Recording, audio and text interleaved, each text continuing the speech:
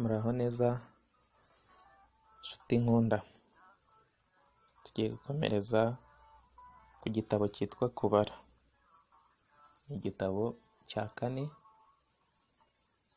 cyo muri Bibiliya cyitwa Kubara. Mu ntangiriro z'iki gitabo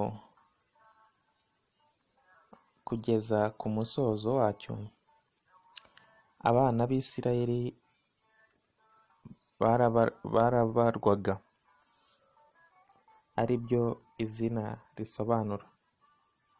Byatangiye bava ku musozi Sinayi, aho baherewe amategeko, birangira bagiye kwinjira muri cya gihugu cy'isezerano Kanani. Ariko hagati mu rugendo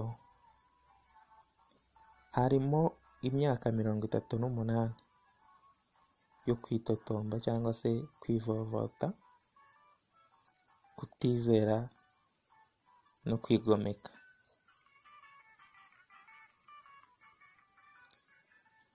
Mu rubyaro rwose rwavuye muri Egiputa, abantu 3 gusa, Mose, Yosuwa na Kalebu, nibo bari bakiriho kugeza aho iki gitabo kirangirira. Muri aba kandi 2, Yosuwa na Kalebu, nibo binjiye mu gihugu Imana yasezeranije kubaha. Ni ukuvuga ngo Yosuwa na Kalebu nibo binjiye mu gihugu Imana yari yarabasezeranije kuzabaha. Iki gitabo cyo Kubara dushobora kuvuga ko ari igitabo kimeze nk'aho kibabaje. Ese ni ukubera iki? Reka turebe impamvu. Igikorwa gikomeye muri iki gitabo cyabaye i Kadeshi y'i Baruneya, mu kwitegura kujya mu gihugu Imana yabasezeranije. Mose yatumye abantu bavuye muri buri muryango wo mu Bisirayeli kujya gutata igihugu.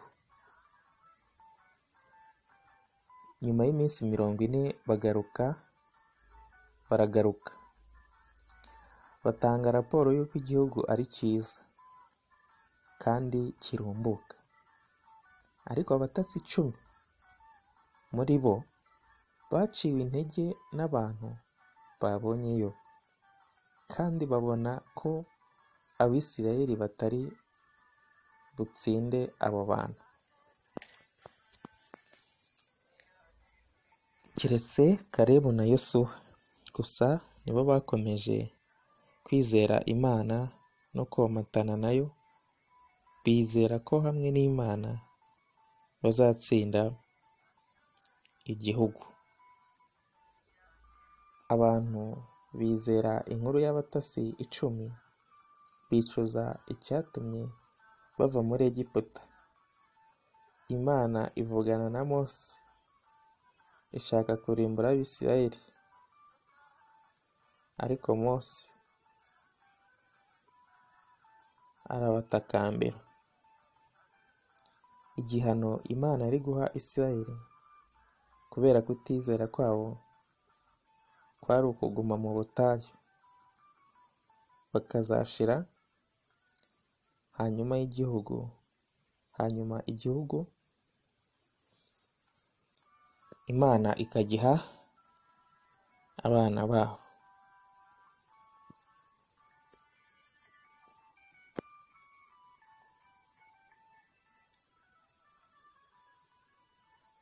Hano rero harimo iki gitabo naragisomye ndatangara cyane, ntangarira ukuntu bari Abisirayeli babuze kwizera, bakumvira bariya 10 bazanye inkuru y'incamugongo kandi koko niyo urebye mu buzima busanzwe usanga abantu benshi bajya aho abenshi bari, cyangwa se bumva ibyo abantu benshi bavuze, cyangwa se bakora ibyo abantu benshi bakoze. Ubundi kugira ngo uzabone umuntu uvuga ukuri ufite kwizera nko kwa Kalebu na Yosuwa muri iyi minsi biragoranye, ariko bariya barebye abo bari muri icyo gihugu bagiye gutata, babona nyine birakomeye, nk'uko natwe tujya tubona ikibazo tukabona kirakomeye, imbaraga z'Imana tugatangira kuzigira nkeya.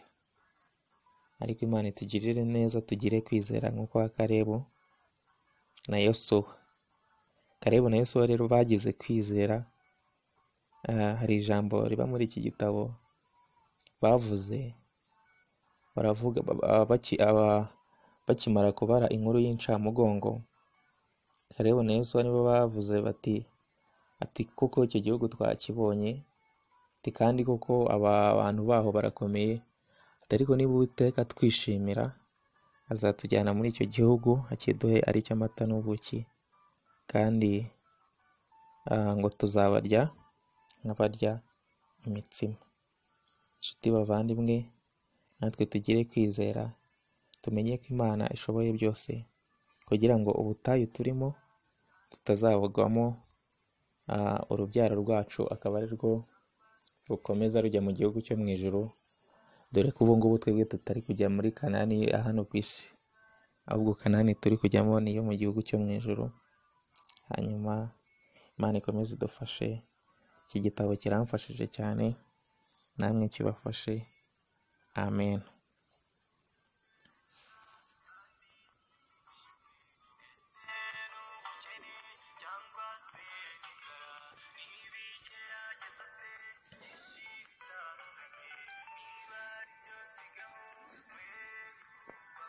Mwakoze cyane kubana natwe.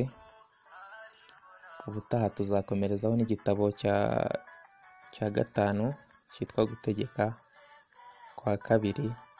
Ntimuzacikwe. Hari abantu najyaga numva babaza ngo ese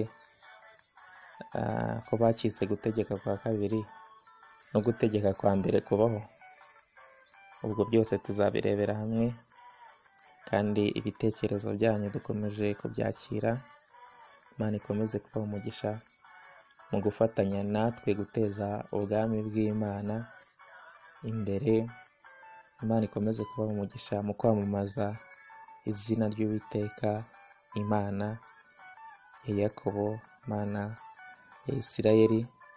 Muri iyi minsi abantu benshi bari kwamamaza ibintu byinshi bigiye bitandukanye, ariko natwe nimureke twamamaze Imana yacu, muze twamamaze Uwiteka, tuvuge kugira neza kwe, tuvuge imbabazi ze, tuvuge imbaraga ze. Murakoze cyane.